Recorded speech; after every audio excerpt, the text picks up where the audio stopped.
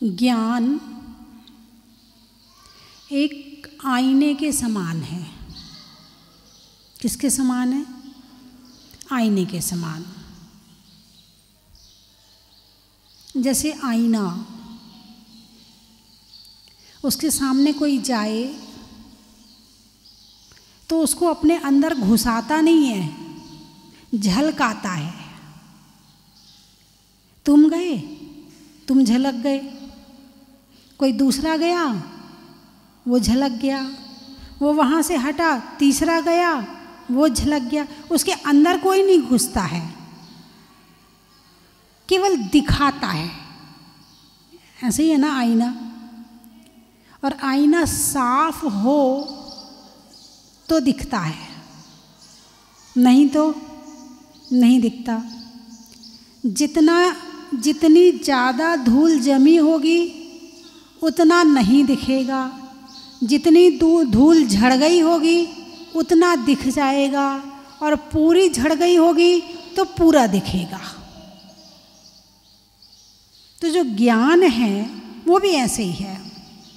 अब मुझे ये बताओ, आप संसार की वस्तुओं को देखते हो? देखते कि नहीं देखते? देखते हो ना। वो सारी वस्तुएं क्या तुम्हारे अंदर घुसती हैं? आज तक कोई सोना, चांदी, हीरा, मोती कितना भी आपने इकट्ठा कर लिया, कोई भी वस्तु तुम्हारी आत्मा में घुसी क्या? नहीं घुसी ना। वो बाहर ही है। तुम अलग हो और वो अलग है, दोनों बिल्कुल अलग अलग हैं। आज तक ये शरीर भी जो आत्मा के इतने करीब रह रहा है, वो भी आत्मा के अंदर नहीं है, वो भी अलग है। साथ रहने के बाद भी अलग है। पानी में तेल डालो, पानी में तेल डालो, मिलता है क्या? ऊपर ही ऊपर तैरता रहता है, छूता भी नहीं है, ऊपर ही ऊपर तैरता रहता है। ऐसे ही आत्मा है और शरीर है। तो शरीर, संसार की वस्तुएं, चाहे कोई भी वस्तु हो, हमारे अंदर घुसती नहीं है। पक्का? इतनी बात समझ में आ गई? अरे बोलिए ना, आ गई। अब जो ज्ञान हमारा इस समय है वो मोह सहित है। कैसा है? मोह सहित, मोह में लिप्त हो गया है। तो संसार की वस्तुएं अंदर घुसती नहीं है, उसके बाद भी मेरापन का भ्रम रहता है। ये मेरा है, ये मेरा है, ये मेरा है। मेरी है नहीं, अंदर घुस नहीं सकती, साथ ले जा नहीं सकते। उसके बाद भी मोह का भ्रम कहता है ये मकान मेरा है, ये दुकान मेरी है, ये बच्चे मेरे हैं, ये कपड़े मेरे हैं, ये सोना मेरा है, ये चांदी मेरी है। सारी जिंदगी मेरा मेरा कहता है, और एक दिन सब कुछ छोड़ के, अरे बोलिए ना, सब कुछ छोड़ के जाता है कि नहीं जाता है? यदि तुम्हारा था तो छूटा क्यों? यदि तुम्हारा था तो छूटा क्यों? और छूटा है तो तुम्हारा नहीं है, तुम अलग हो और वो अलग है। यदि छूट गया है तो तुम अलग हो और वो अलग है। अब ये गलती कब से चल रही है? एक गलती कब से कर रहे हो? अनादिकाल से। इसलिए आज अभी यहाँ बैठे हो। और यदि ये गलती छोड़ दी होती, ये गलती सुधार ली होती, तो मालूम है तुम कहाँ होते? वहाँ होते, ऊपर होते। ये गलती करी थी, कर रहे हैं और अभी भी नहीं छोड़े, तो फिर इसी तरह घूमते रहेंगे। घूमने का कारण क्या है? यही है, मेरा नहीं है, मेरेपन का भ्रम है। बस इसी के कारण कर्म बंद होता है, और वो कर्म बंद संसार में घुमाता रहता है। किसी भी चीज़ का आपका घर है कि नहीं है? मकान है कि नहीं है? अरे बोलिए ना, है कि नहीं है? है ना। अभी साथ लाए हो क्या? क्या लाए हो साथ में? अभी यहाँ बैठे हो, क्या क्या है आपके पास में? धोती दुपट्टा है, वो भी यहीं से मिले हैं। शरीर है, वो माँ से मिला है। शरीर तुम्हारा है क्या? मिला हुआ है, बस खरीदा हुआ मान लो, पुण्य के उदय में खरीदा हुआ। शरीर मिला है तो किसके उदय में? मनुष्य शरीर किसके उदय में मिला है? पुण्य के उदय में। तो पुण्य के पैसे से खरीदा हुआ है। अब किसके माध्यम से मिला है वो बात अलग है, ठीक है। शरीर मेरा नहीं। अब तुम यहाँ घर से आए हो तो सब कुछ छोड़ के आए हो। अभी आपने कल सुना कि चीन में, इटली में और फ्रांस में बाढ़ आ गई, सुना ना आपने? हैं, कितनी बाढ़ आई है। जो कुछ इकट्ठा किया था, किसी का मकान गिर गया, किसी की गाड़ी बह गई, किसी की फैक्ट्री में पानी भर गया, सब खराब हो गया। कितने वर्षों से इकट्ठा कर रहा था बेचारा, 1 मिनट में नमो सिद्धाड़म हो गया। कितने चाव से 1 करोड़ की गाड़ी खरीदी थी, बह गई पानी में, खेल खिलौने जैसे। कैसे बह गई? खेल खिलौने जैसे। ये शरीर भी कैसे टूट जाता है? खेल खिलौने जैसे। यही है ना। वहाँ पर बताया जा रहा है कि 4-5 बांध टूट गए इटली में। कितने? 4-5 बांध एक साथ टूट गए। बांध किसने बनाया था? पानी किसने पिया? और दुख सहन कौन कर रहा है? उस पानी का उपभोग कितनों ने किया होगा? बनाया किसी और ने होगा और उसका दुख किसी और को मिल रहा है। तो घर मकान है, घर मकान की जगह घर मकान है, और मैं मेरी जगह हूँ। मैं मेरी जगह हूँ, घर मकान की जगह है, और शरीर शरीर की जगह है। ये एक मिक्स नहीं हो सकते हैं कभी भी। चाहे तुम कितने, एक नहीं, अभी उम्र कितनी, 50 साल 60 साल, और जब तीसरा काल होता है, पहला काल होता है, भोग भूमि होती है, तो वहाँ पर एक पूर्व की आयु होती है। आदिनाथ भगवान की 84 लाख पूर्व की आयु हुई थी, और 1 कोटि पूर्व की आयु मनुष्य की हो सकती है। 1 कोटि पूर्व कितने? करोड़ों करोड़ों साल भी यदि आप इस शरीर में रह लो तो भी ये शरीर तुम्हारा नहीं हो सकता है।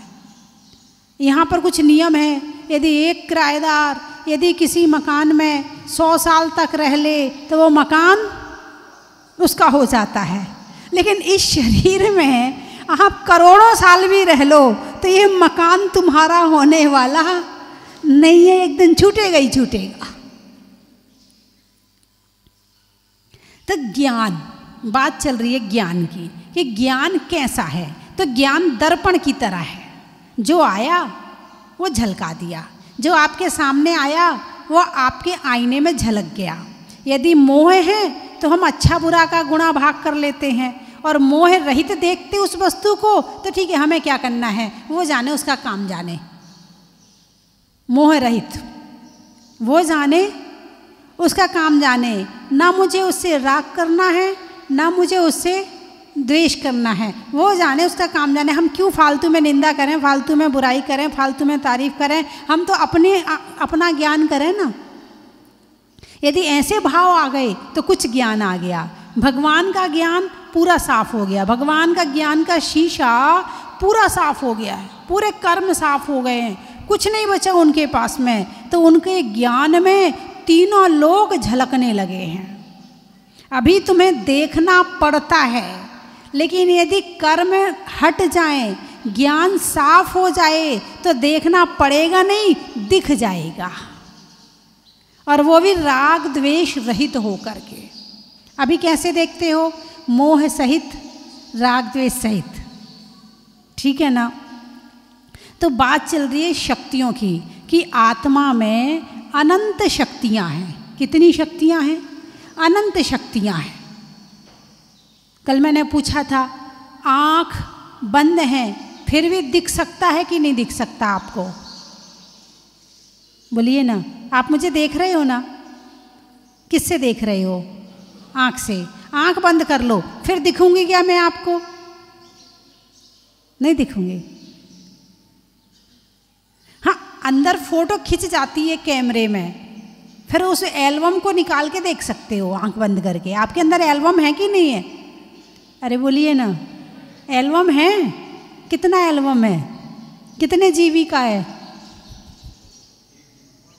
कितने जीबी का है? वो आजकल मोबाइल में जीबी चलती है ना। 1 टीबी का है। बहुत बढ़िया एल्बम है आपका, बहुत अच्छा एल्बम है आपका। इससे ज़्यादा का हो सकता कि नहीं?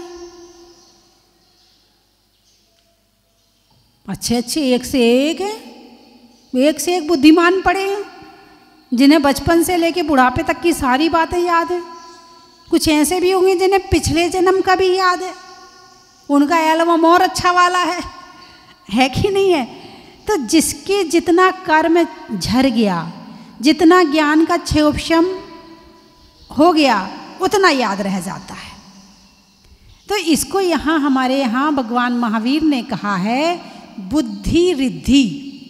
आप वो पढ़ते ना, नित्या प्रकंपात भूत कैवलौघ, उसमें 64 रिद्धियों के नाम आते हैं।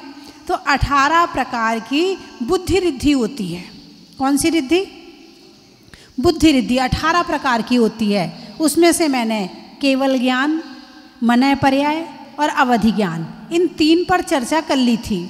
आज उसके आगे की चर्चा करेंगे कि बुद्धि रिद्धि में और कौन कौन सी रिद्धियाँ होती हैं, कि जिसके माध्यम से जो अवधि ज्ञान है, आँख बंद कर लो फिर भी दिखेगा। आँख से नहीं देख रहे, सीधे आत्मा से देख रहे हैं। इसका नाम है अवधि ज्ञान। किसका नाम है? अवधि ज्ञान। भगवान किससे देख रहे? आँख से देखते हैं या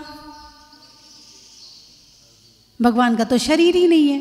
भगवान का शरीर नहीं है तो उनकी आँख भी नहीं है। जब आँख नहीं है तो भगवान देख रहे कि नहीं देख रहे? आप क्या कहते? कोई देखे ना देखे, भगवान देख रहा है। आप लोग कहते कि नहीं कहते हो? हैं? तो भगवान के तो शरीर ही नहीं है, पर भगवान आपको कैसे देख सकते हैं? भगवान सीधे डायरेक्ट आत्मा से देख रहे हैं। इस आँख की जरूरत नहीं उन्हें बीच में देखने के लिए। ये आँख तो बहुत कम देखती है। आँख तो उतने ही देखती है जितना सामने दिख रहा है। तुम्हें तो पीछे का नज़र भी नहीं आ रहा होगा। अरे आँख कमज़ोर हो जाए तो चश्मा भी लगाना पड़ता है।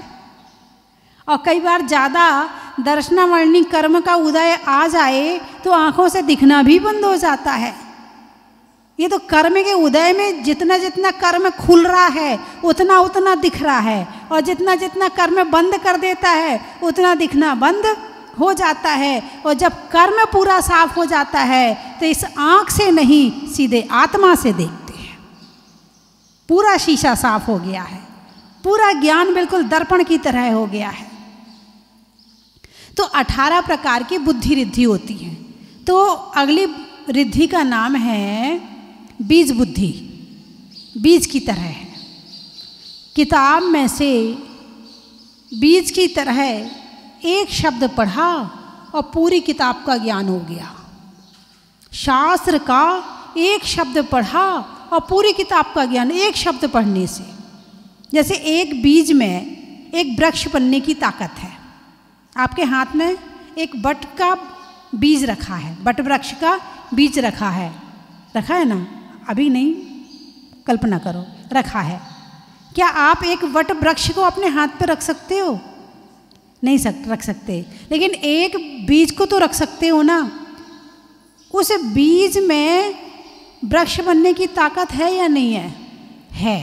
तो जैसे बीज में वृक्ष बनने की ताकत है, ऐसे बीज जैसे एक शब्द को देखकर पूरे शास्त्र का ज्ञान हो जाता है। इसका नाम है बीज रिद्धि, बीज बुद्धि रिद्धि। अगली रिद्धि का नाम है पदानुसारिणी रिद्धि। शास्त्र के आगे का, बीच का, पीछे का कोई भी एक पद पढ़ते हैं। एक पद पढ़ लिया और पूरे शास्त्र का ज्ञान हो गया। भाई ऐसे कैसे हो गया, और ऐसी शक्ति किसको प्राप्त हो सकती है? तो ऐसी शक्ति मुनिराजों को प्राप्त होती है। मुनिराजों को क्यों प्राप्त होती है? क्योंकि वो तपस्या करते हैं, साधना करते हैं, संयम का पालन करते हैं, क्रोध मान माया लोभ को छोड़ देते हैं, हिंसा झूठ चोरी कुशील परिग्रह को छोड़ देते हैं, आरंभ परिग्रह को छोड़ करके मन को साफ करते हैं। किसको साफ करते हैं? मन को साफ करते हैं, आत्मा को साफ करते हैं, बुद्धि को साफ करते हैं, कर्म झरने लगते हैं, और जैसे जैसे शीशा साफ होता जाता है वैसे वैसे बाहर की चीज़ें ज़्यादा ज़्यादा झलकनी शुरू हो जाती है। कर्म झरा, कर्म गया, उससे ज़्यादा दिखना शुरू हो गया, फिर और गया और ज़्यादा दिखना शुरू हो गया, फिर और गया और ज़्यादा दिखना शुरू हो गया। शास्त्र का एक पद पढ़ा और ज्ञान हो गया। ऐसी शक्ति आपके अंदर है कि नहीं है? अरे बोलिए ना, आपके अंदर है या नहीं है ऐसी शक्ति? शक्ति रूप तो है, अभिव्यक्ति रूप नहीं है। बात समझ में आई कि यही नहीं? शक्ति रूप तो एक चींटी में भी है, मच्छर में भी है, मक्खी में भी है, हाथी में भी है, सबके अंदर है शक्ति रूप। शक्ति रूप यानी अभी शक्ति तो है, अभिव्यक्ति नहीं है। अभिव्यक्ति कब होगी? जब उस स्थिति में पहुंचोगे। इसका मतलब ये ताकत आपके अंदर, आत्मा है ना आपके अंदर में? अरे बोलिए ना, आप सबके अंदर आत्मा है कि नहीं है? ओहो, जो गलती परसों वालों ने करी थी वही गलती आज वाले कर रहे हैं। आपके अंदर आत्मा है या आप आत्मा हैं?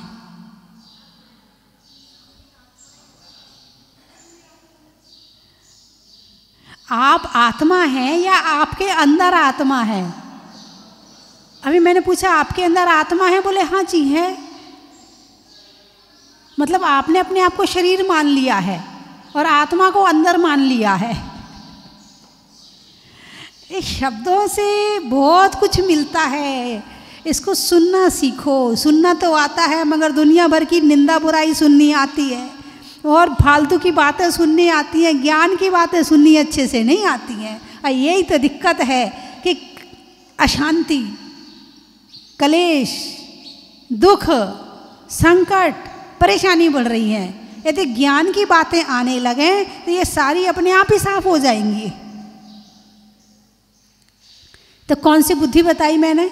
पदानु सारणी रिद्धि, कि एक पद का ज्ञान करते हैं और पूरे शास्त्र का ज्ञान अपने आप हो जाता है, और वो शक्ति आपके अंदर में है। लेकिन वर्तमान में पंचम काल में ये रिद्धियां अभी नहीं है। पंचम काल में ये रिद्धियां नहीं हैं। क्यों नहीं है? क्योंकि इसके योग शक्ति नहीं है, हीन संज्ञान है, हीन शरीर है, हीन मन की विचार हैं, तो हीन काल चल रहा है। तो पंचम काल में ये सब चीज़ें अभी होने वाली नहीं हैं। लेकिन ये पूर्ण रूप से नहीं हो सकती हैं, लेकिन इसकी प्राप्ति के लिए प्रयास और पुरुषार्थ अभी किया जा सकता है। चतुर्थ काल में पता नहीं हम कहाँ होंगे। प्रयास और पुरुषार्थ तो करें ताकि वहीं पहुँचें, और अभी सोचे अभी तो होनी नहीं है, तो ठीक है फिर कभी देख लेंगे, जब कभी चतुर्थ काल आएगा, जब हम मनुष्य बनेंगे, जब कभी हम दीक्षा लेंगे तब ठीक है देख लेंगे। नहीं, यदि आम बच्चों को खिलाना है तो पेड़ दादाजी को लगाना पड़ता है। अरे बोलिए ना, यदि आम बच्चों को खिलाना है, नाती पोतों को खिलाना है, तो पेड़ कौन लगाता है? दादाजी लगाते हैं। यदि चतुर्थ काल में इन शक्तियों को प्राप्त करना है तो पुरुषार्थ आज से प्रारंभ करना पड़ेगा, तब जाके वहाँ फलीभूत होगा। अभी से नहीं करोगे तो आगे मिलने वाला नहीं है। तो पदानुसारणी रिद्धि, अगली रिद्धि का नाम है सभिन्न संभिन्न श्रोत बुद्धि रिद्धि। अब आप कहोगे इतने कठिन कठिन शब्द हैं। हाँ, तुम्हारे जो MBA की पढ़ाई है और दुनिया भर की पढ़ाई, उसमें बड़े सरल सरल शब्द हैं। उसमें बड़े, मैं तो उन शब्दों को कठिन मानती कि आप लोग पढ़ कैसे लेते। अंग्रेजी में कितने लंबे लंबे बड़े बड़े शब्द होते, कैसे अच्छे से बोल लेते हैं। वो बोलना आपको सरल लगता है और ये आपको कठिन लगता है। जिसमें रुचि होती है वो सरल लगता है और जिसमें रुचि नहीं होती है वो कठिन लगता है। मुझे ये सरल लगता है। भगवान महावीर का धर्म इतना कठिन नहीं कि कोई कर ना सके। भगवान महावीर का धर्म इतना कठिन नहीं कि कोई कर ना सके, और भगवान महावीर का धर्म इतना सरल भी नहीं कि सब कोई कर सके। अगली रिद्धि का नाम है कोष्ठ संभिन्न स्रोत। अब इसमें बड़ा अतिशय है, इस रिद्धि में बड़ा अतिशय, बड़ा चमत्कार है। जैसे चक्रवर्ती की सेना है, 18 करोड़ घोड़े, 84 लाख हाथी और करोड़ों सैनिक और करोड़ों पैदल चलने वाले, करोड़ों घोड़े पे बैठने वाले, इतनी बड़ी सेना। ठीक है, 2-4-10 शहर मिला लो आप, इतनी बड़ी तो चक्रवर्ती की सेना थी।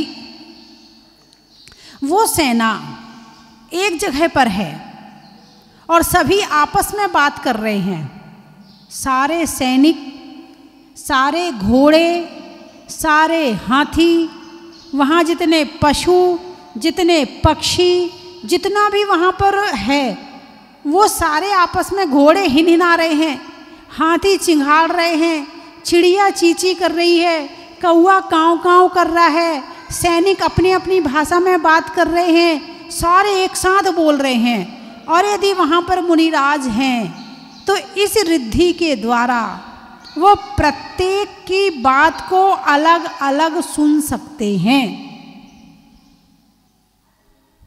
कितनी गजब की बात है, कितनी गजब की रिद्धि है। आप देखो, अभी आप एक से बात कर रहे हो, दूसरा कुछ कहे तो आपको सुनाई नहीं पड़ता है। लेकिन आजकल के बच्चे बड़े होशियार हैं, इतना माइंड तेज आ रहा है। मैंने खुद प्रैक्टिकल देखा है कि बात तो मेरे से कर रहे हैं और पीछे क्या बात चल रही है, आधे कान वहाँ भी लगे हुए हैं। लेकिन 2 एक तो सुन पाए, तीसरे की तो नहीं सुन पाए। लेकिन यहाँ तो पूरे चक्रवर्ती की सेना, और उनमें भी घोड़े की अलग, पशुओं की भाषा समझते हैं, पक्षियों की भाषा समझते हैं, मनुष्यों की भाषा समझते हैं, देवताओं की भाषा समझते हैं, सबकी भाषा को अलग अलग समझते हैं। अब एक घोड़ा दूसरे घोड़े को देख रहा तो क्या करेगा? हिनहिनाएगा। अब उसे गुस्सा आ रहा है तो भी हिनहिनाएगा, उसे प्रेम आ रहा है तो भी हिनहिनाएगा, है ना। उसके पास तो एक ही शब्द है ना, आपके जैसे अलग अलग शब्द तो नहीं है उसके पास में। एक कुत्ता है, अब दूसरे कुत्ते पर उसे गुस्सा आ रहा है तो क्या करेगा? भौंकेगा। और यदि किसी पर प्रेम आ रहा है तो भी भौंक के ही बताएगा वो, और कुछ नहीं कर सकता। चिड़िया क्या करेगी? चींची करेगी। हैं, सबको तो एक एक तरह की मिली है, लेकिन आप मनुष्य हैं, आप पुण्यवान हैं, आपको विशेष शक्ति प्राप्त है कि आप अपनी बात को, अपने विचारों को, अपने भावों को अलग अलग तरह से अलग बातों में बता सकते हैं। बड़े पुण्यवान है, आपके पास में भाषा है। तो ये शक्ति संभिन्न श्रोत बुद्धि रिद्धि, इस रिद्धि के द्वारा मुनिराज सबकी भाषा को अलग अलग सुन सकते हैं। ना सुने बात अलग है, क्योंकि जहाँ उपयोग होता है वो दिखाई देता है, वो सुनाई पड़ता है। सुनने की शक्ति उन्हें प्राप्त हो चुकी है। फिर अगली रिद्धि का नाम है कोष्ठ बीज बुद्धि रिद्धि। अब जैसे व्याकरण पढ़ी, न्याय पढ़ा, सिद्धांत पढ़ा, द्रव्यानुयोग पढ़ा, प्रथमानुयोग पढ़ा, हजारों कहानियाँ पढ़ी, और सारा कहाँ पहुँच गया? दिमाग में। अब आप 4 कहानी सुन लो तो कंफ्यूज हो जाते हो कि ये कैरेक्टर इसका है कि इसका है, शायद ये राजा यहाँ का नहीं इसका है, शायद ये इसका मंत्री है, शायद आप कंफ्यूज हो जाओगे। लेकिन कोष्ठ बीज बुद्धि रिद्धि में जो एक बार पढ़ लिया वो क्लियर कंसेप्ट, अब कहीं कोई डाउट होने वाला नहीं है, अब कहीं कोई कंफ्यूज होने वाले नहीं है। बिल्कुल जैसे अनाज है, अनाज अलग अलग कोठी में रखा होता है ना, इस वाले कमरे में दाल रखी है, इस वाले कमरे में चावल रखे हैं, इस वाले कमरे में गेहूं रखे हैं, इस वाले कमरे में चने रखे हैं, सब अलग अलग रखे, कोई मिक्स नहीं हो रहे हैं। ऐसे ही बाहर से जितना उन्होंने ज्ञान प्राप्त किया है वो दिमाग में जाके बिल्कुल अलग अलग सेट हो जाता है और वो कभी भी मिक्स नहीं होता है। यह है कोष्ठ बीज बुद्धि रिद्धि। बहुत से लोग मेरे पास आते, माता जी अच्छा सा आशीर्वाद दो, थोड़ा सा ज्ञान प्राप्त हो जाए। माता जी अच्छा सा आशीर्वाद दो, मेरा बेटा जरा अच्छे से पढ़ता नहीं है। माता जी आशीर्वाद दो, इसको याद नहीं रहता, ये भूल जाता है। माता जी आशीर्वाद दो, ये पढ़ता तो बहुत अच्छा है, घर में तो सारा सुना देता है, लेकिन जब परीक्षा देने जाता है तो वहाँ सब भूल जाता है। क्या कारण है? बुद्धि को जितना कषायों में लगाएंगे, जितना पापों में लगाएंगे उतनी खराब होगी।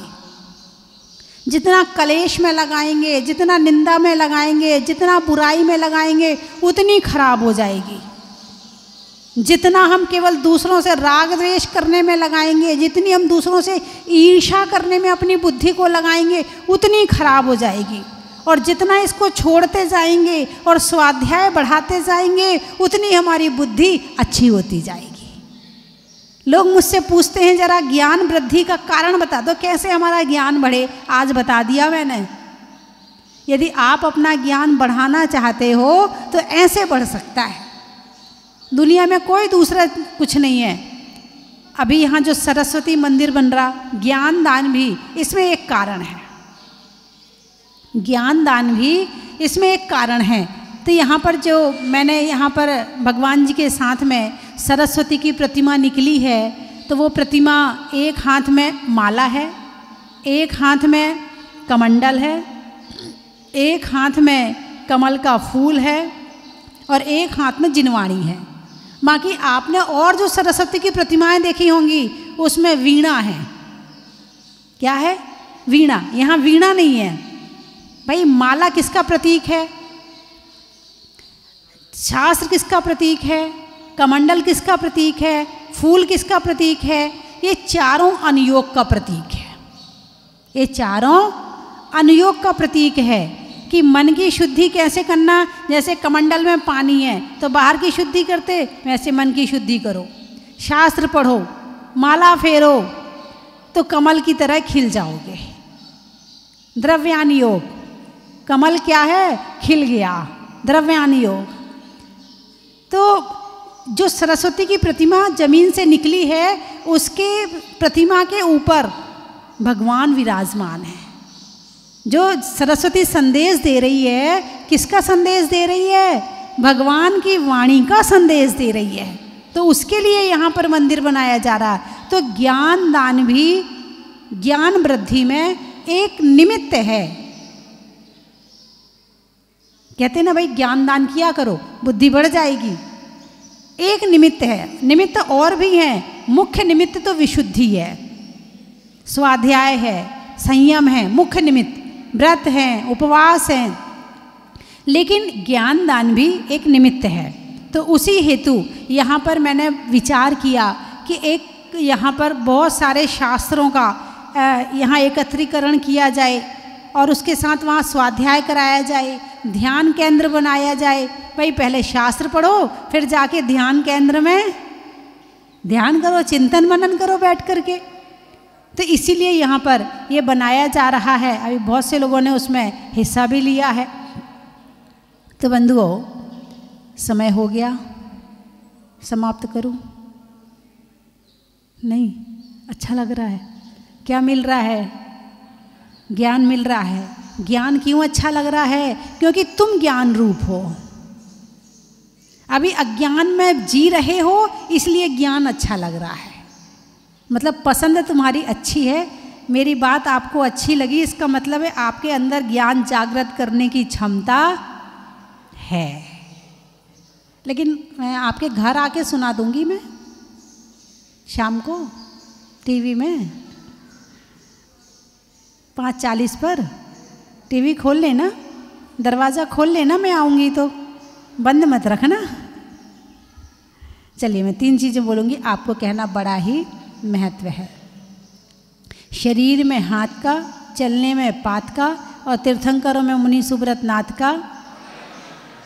पंखा में झलने का, बच्चों में पलने का, भगवान के ज़मीन से निकलने का। हिंदी में मात्रा का, स्कूल में छात्रा का, आज आपकी जहाजपुर की यात्रा का। कहाँ कहाँ से आए हैं? बंधाना, जिला खंडवा। अच्छा, एक एक बताओ। मुझे भी वो वाली रिद्धि प्राप्त नहीं है। मैं अपने अलग अलग रख लूँगी कोटे में, वो वाली भी वो मिक्स हो जाएगा वही, इसलिए एक एक बताओ, है ना। बंधाना, रिश्तों में नाना का, अंधों में काना का, और आने वालों में बंधाना का। शिवपुरी, स्वर्ग में परी का, छोड़ने में हरि का, और आने वालों में शिवपुरी का। पिड़ावा, मिठाइयों में मावा का, नहीं करने में दावा का, और आने वालों में पिड़ावा का। कांगई, गांगई, गांगई। अच्छा, वस्तुओं में नई का, सिलने में सुई का, और आने वालों में गांगई का। बड़ा ही महत्व है। खरगोन, प्रश्नों में कौन का, लेने में मौन का, और आने वालों में खरगोन का। बड़ा ही महत्व है। गुना, अनाज में चना का, गर्मी में पना का, और आने वालों में गुना का। बड़ा ही महत्व है। खुरई, गंधवानी, मंदिर में जिनवाणी का, बोलने में मीठी वाणी का, और आने वालों में गंधवानी का। रुठियाई, अच्छा, बाल कटाने में नाई का, बरसात में काई का, और आने वालों में रुठियाई का। बड़ा ही महत्व है। जोर से बोलो। पटना, पटना। अच्छा, पेड़ में तना का, नहीं घटने में घटना का, और आने वालों में पटना का। जोर से बोलो। झालरा पाटन, साड़ियों में साटन का, खिड़की पर कॉटन का, और आने वालों में झालरा पाटन का। बड़ा ही महत्व है। तुम्हारा सुनाई।